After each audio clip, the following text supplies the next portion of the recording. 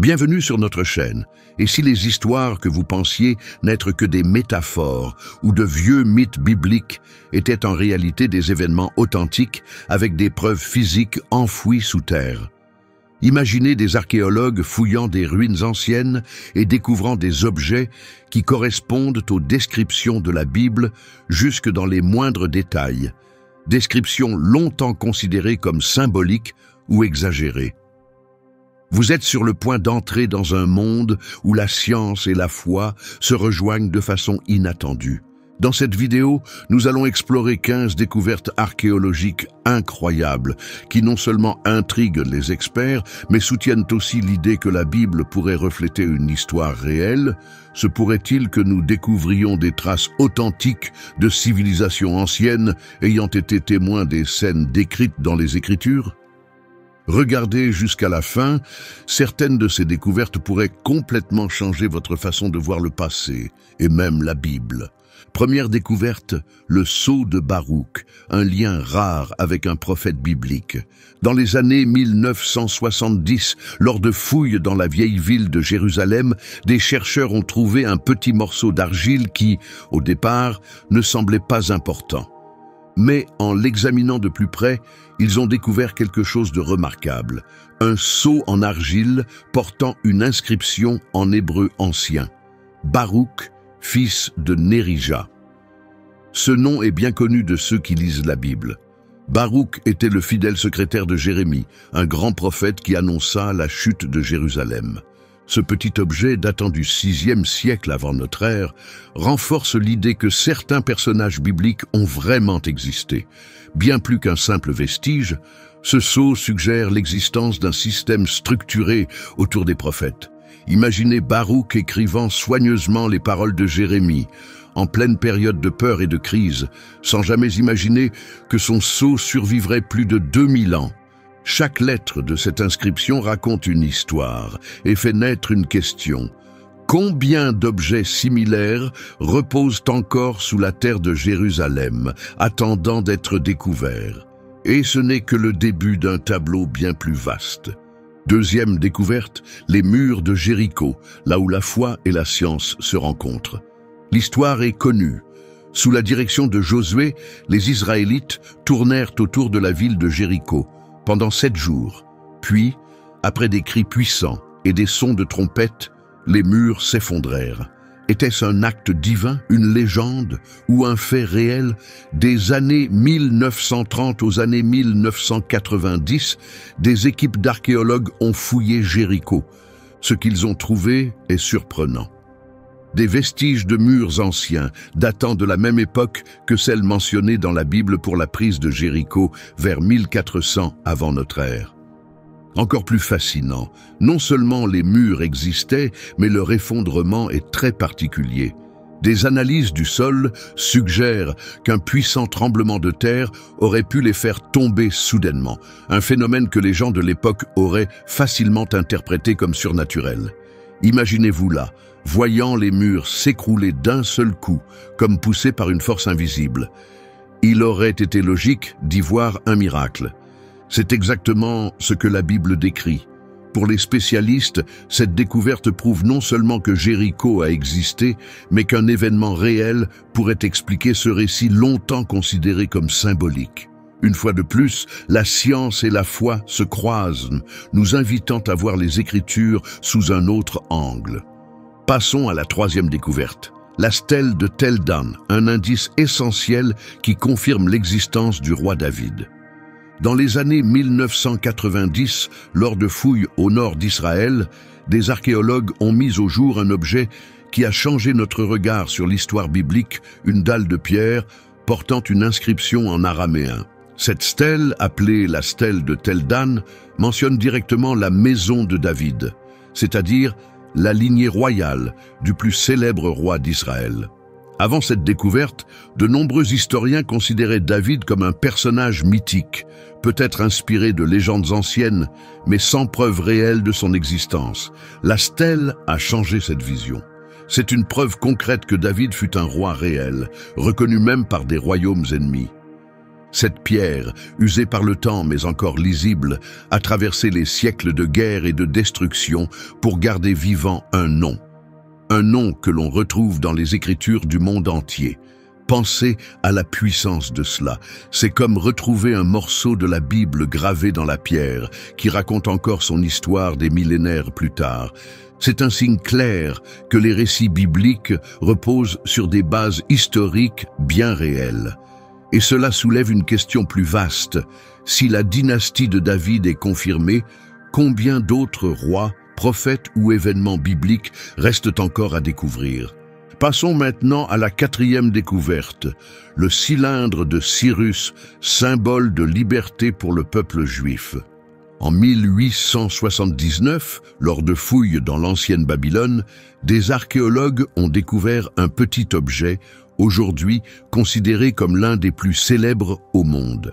Un cylindre en argile, couvert d'écritures cunéiformes datant de l'an 539 avant notre ère.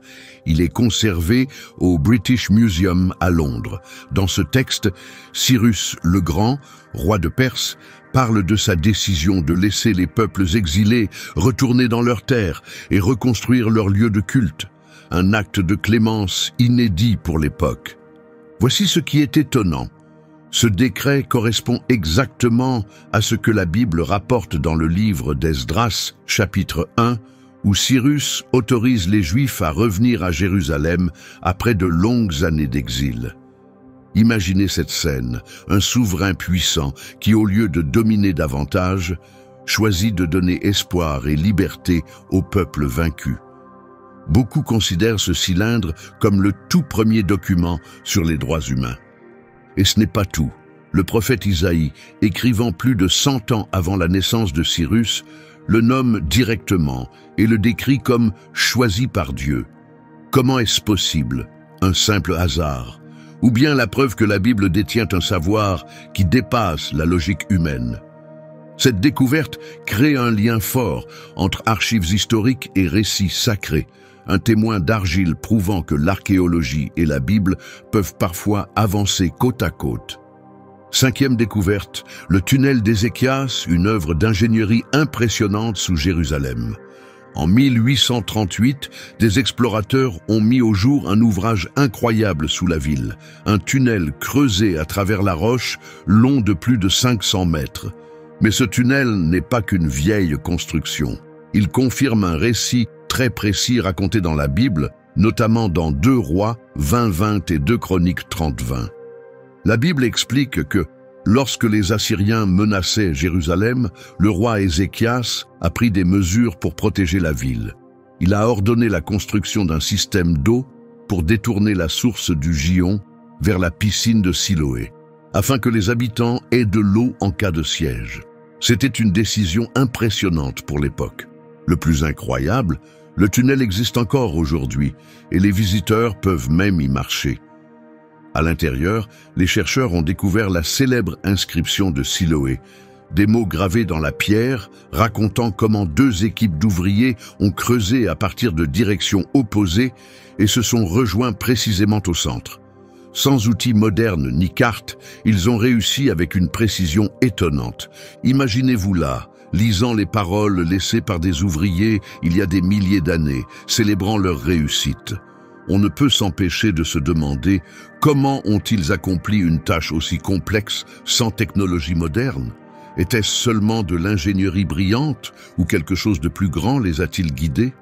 6e découverte, la pierre moabite, une page d'histoire racontée par un ennemi d'Israël. En 1868, près de la ville de Diban, aujourd'hui en Jordanie, des missionnaires et des archéologues ont découvert un artefact remarquable, une pierre sombre et haute, gravée d'une ancienne écriture. Cet objet, connu sous le nom de stèle de Mécha ou pierre moabite, contient 34 lignes de texte rédigées en moabite, une langue proche de l'hébreu. Elle a été créée par le roi Mécha de Moab pour commémorer sa victoire contre les Israélites. Ce qui la rend vraiment unique, c'est ce qu'elle dit.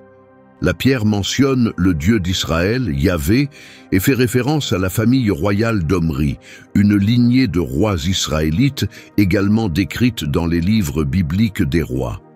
Ce qui est puissant ici, c'est qu'il s'agit du point de vue d'un roi rival, un souverain d'une autre culture qui ne vénérait pas le Dieu d'Israël, confirme malgré tout l'existence de noms, lieux et événements majeurs cités dans la Bible, et cela selon sa propre version. Pensez à ce que cela représente.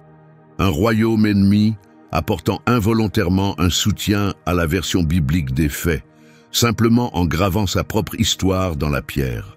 Cela ajoute non seulement de la crédibilité, mais aussi une vision historique plus large. Et cela soulève une question. D'autres pierres comme celle-ci sont-elles encore enfouies sous terre?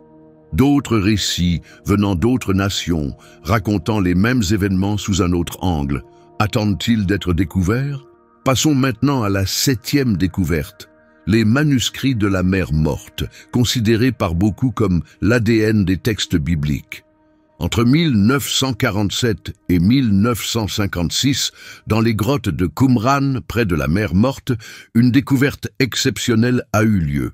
Près de 900 rouleaux ont été trouvés, datant de 250 avant notre ère. J.C. à environ 70 après Jésus-Christ.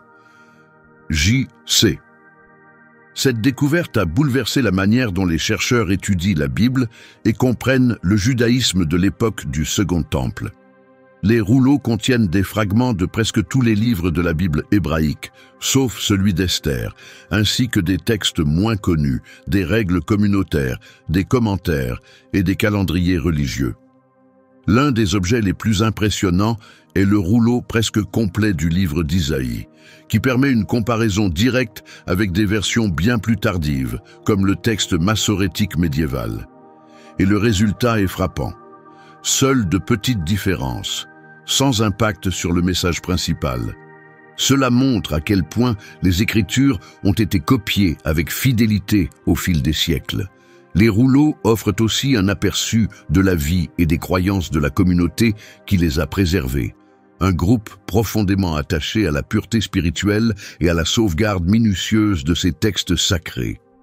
Ces documents ont été écrits sur du parchemin fabriqué à partir de peaux animales, avec de l'encre minérale.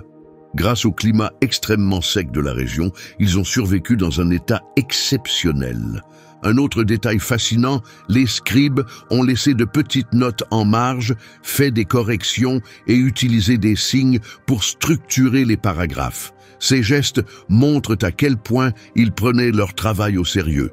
Le soin apporté à chaque mot révèle une volonté d'exactitude qui a traversé les siècles. Ces rouleaux sont bien plus que de vieux écrits.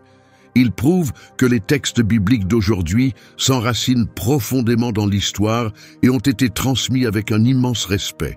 Passons maintenant à la 8e découverte, la pierre de Pilate, là où l'archéologie confirme les évangiles. En 1961, lors de fouilles dans les ruines de Césarée-Maritime, un port construit par le roi Hérode, des experts ont trouvé une pierre gravée réutilisée dans une structure romaine. À première vue, elle semblait banale, mais le texte en latin a tout changé.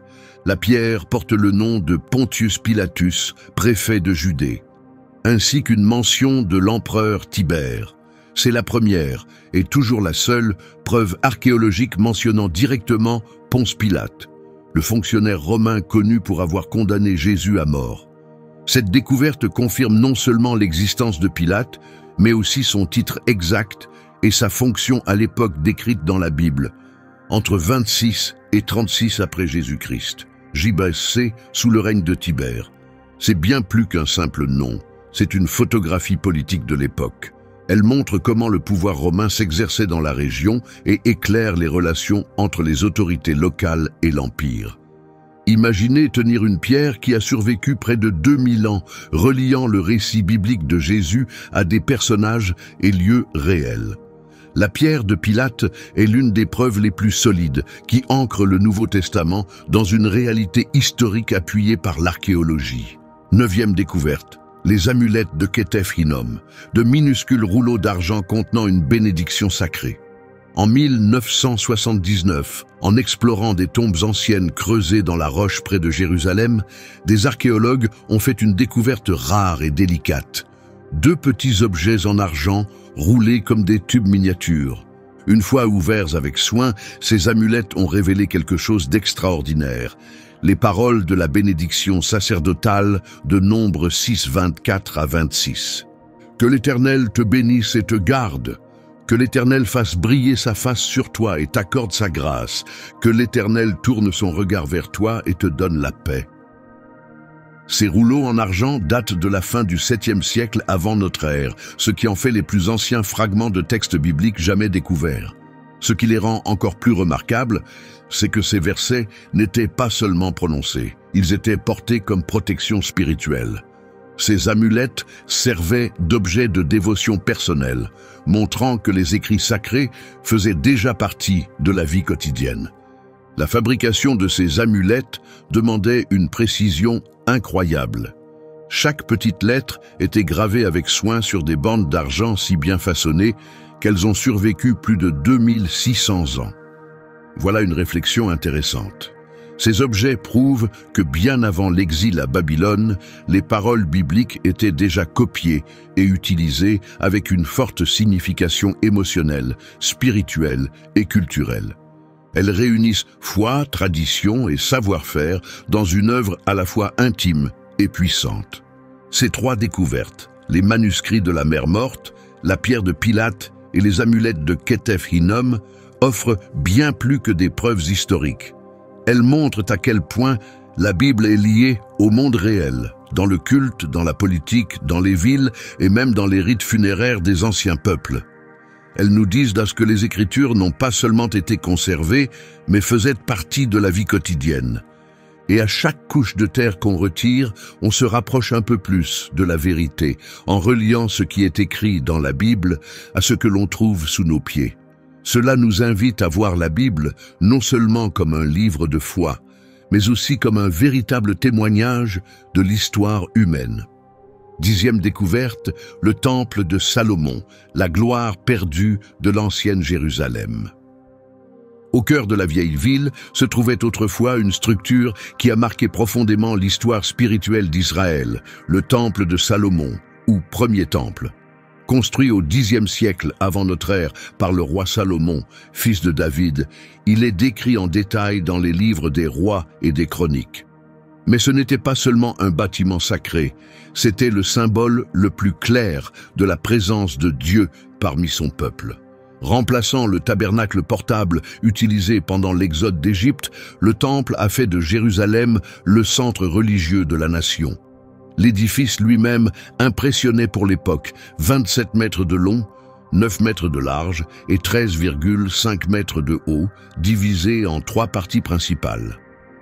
L'endroit le plus sacré, appelé le Saint des Saints, abritait l'Arche de l'Alliance et ne pouvait être visité qu'une fois par an par le grand prêtre, le jour du grand pardon.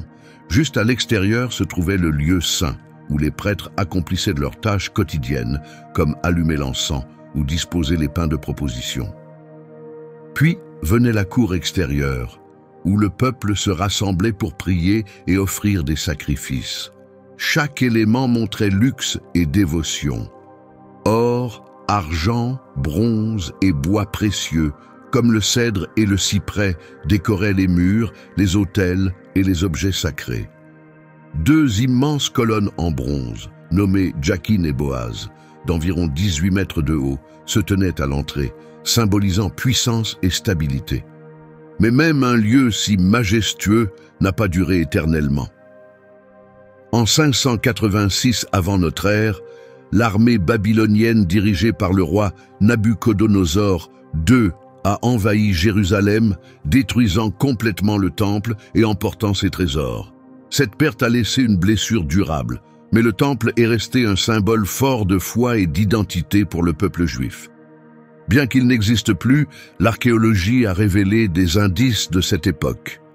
Des fouilles sur le mont du Temple et dans les zones voisines ont mis au jour de la poterie, des vestiges de pierre et des sceaux gravés en hébreu datant de cette période, nous donnant une meilleure compréhension de la religion et du pouvoir à Jérusalem. Des ossements d'animaux trouvés dans les couches correspondant au temps du Temple suggèrent que les sacrifices décrits dans la Bible étaient bel et bien pratiqués. Des objets portant les noms de rois de Juda, comme Ézéchias et Manassé, renforcent le contexte historique et religieux. Ils confirment que Jérusalem était un centre de pouvoir, de culte et d'identité nationale. Fait intéressant, même si aucune trace visible du temple de Salomon n'a encore été découverte, les éléments retrouvés autour nous permettent de reconstruire un tableau historique mêlant foi et science. Chaque objet sorti de terre rapproche les récits bibliques du monde réel de l'Antiquité. 11e découverte, le Millo de Salomon, une fortification biblique confirmée par l'archéologie. Dans un roi 9-15, la Bible parle d'une construction clé édifiée par le roi Salomon pour fortifier Jérusalem. Le Millo, un élément essentiel pour la défense de la cité de David. Pendant des générations, l'emplacement de cette forteresse restait inconnu, alimentant les débats parmi les chercheurs. Mais des fouilles récentes ont mis au jour des preuves correspondant aux récits bibliques. Au nord de Jérusalem, les archéologues ont découvert une tranchée profonde, bordée de murs de pierre soigneusement alignés. Cette structure ne servait pas uniquement à défendre, mais aussi à contrôler l'accès à des zones sensibles de la ville.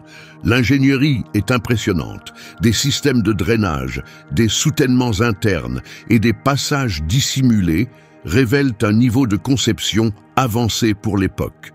Les outils et fragments de poterie trouvés sur place nous renseignent sur les ouvriers qui façonnèrent la pierre et sur les gardes chargés de surveiller la ville. Le Millo n'était pas une simple barrière, il faisait partie d'un système plus vaste comprenant des tours de guet, des chemins et des moyens de communication pour des opérations militaires. Tout cela montre qu'il y a près de 3000 ans, Jérusalem était déjà une cité organisée, stratégique et prête à se défendre contre les menaces.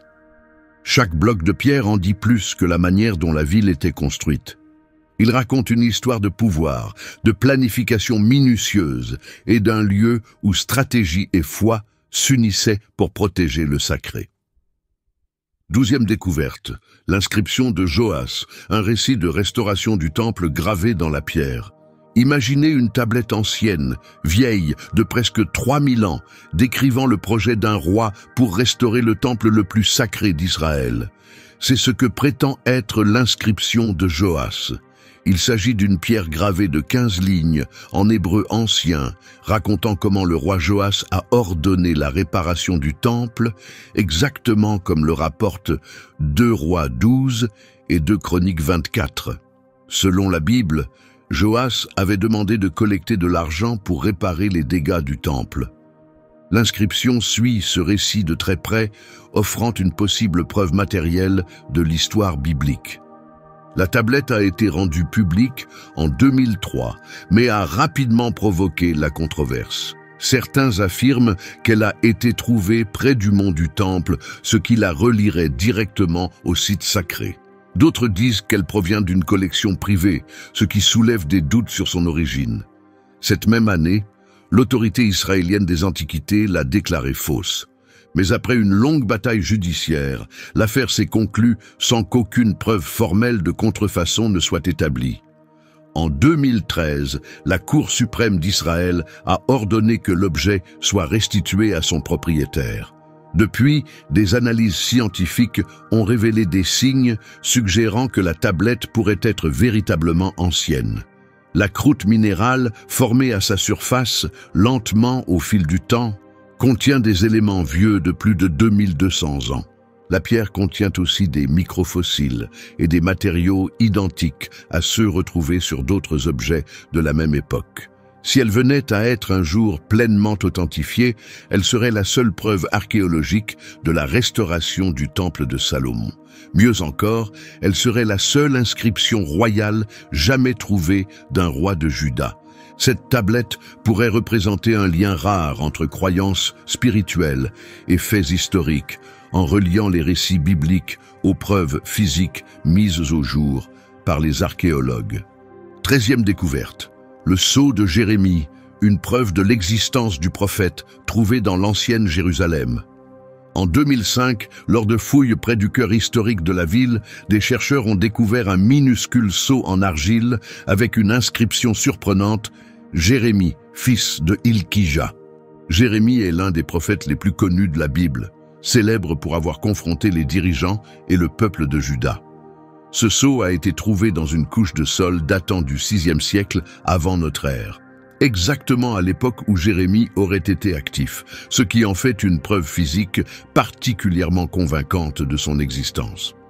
L'inscription, gravée avec soin dans l'argile, suggère l'importance de Jérémie non seulement comme prophète, mais aussi comme figure respectée au sein des structures officielles de la société. Une pensée à méditer. Un sceau portant le nom de Jérémie crée un lien direct entre les Écritures et l'archéologie, remettant en question l'idée que ces histoires ne seraient que des mythes. Cela nous pousse à réfléchir combien d'autres personnages bibliques pourraient encore être confirmés grâce à des découvertes enfouies sous les ruines de Jérusalem. 14e découverte, la Bulla d'Ésaïe, une possible preuve matérielle d'un autre grand prophète. En 2018, des archéologues travaillant près du mont du Temple ont révélé une découverte passionnante. Un petit sceau en argile, ou Bulla, avec une inscription partiellement conservée. On y lisait les mots « Yeshayahu » Ésaïe, et une suite de lettres que certains interprètent comme « Navi », c'est-à-dire prophète. Le sceau était cassé, donc l'inscription complète reste incertaine. Mais si cette lecture est correcte, ce petit objet aurait pu appartenir à Ésaïe lui-même, l'une des figures majeures de la Bible. Même si les chercheurs débattent encore de cette interprétation, le contexte est parlant. Ce sceau a été découvert à seulement quelques mètres d'un autre portant le nom du roi Ézéchias.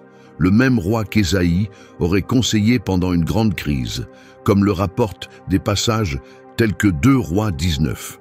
Détail intéressant. Ésaïe et Ézéchias sont mentionnés ensemble dans plusieurs textes bibliques.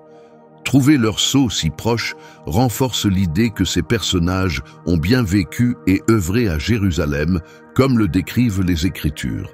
Et pour finir, 15e découverte, la stèle de Tel Deir-Alla, une mention de Balaam, le prophète venu d'ailleurs. En 1967, à Deir-Alla en Jordanie, des archéologues ont mis au jour une inscription unique peinte sur du plâtre, datant du 8e siècle avant notre ère. Elle faisait référence à Balaam, fils de Béor, le même prophète mentionné dans Nombre 22 à 24, célèbre pour l'épisode de l'ânesse qui parle. Connue sous le nom de stèle de Tel Deir-Alla, l'inscription présente Balaam non pas selon la perspective israélite, mais comme un puissant voyant dont les visions et les bénédictions étaient si influentes que même des rois le craignaient et le respectaient. Le plus surprenant, bien que le contenu diffère du récit biblique, il correspond à l'image de Balaam comme homme doté de pouvoirs surnaturels, en contact avec des forces divines. Un fait intéressant, c'est l'une des rares fois où un personnage biblique est confirmé par un texte d'une culture voisine, offrant une reconnaissance extérieure de Balaam comme personnage réel connu dans toute la région. Cela renforce l'idée que certains personnages bibliques n'étaient pas seulement des symboles littéraires, mais étaient aussi reconnus par d'autres peuples. Dites-nous ce que vous en pensez dans les commentaires. Votre avis compte dans cette conversation continue entre foi, preuves historiques et découvertes scientifiques. À bientôt.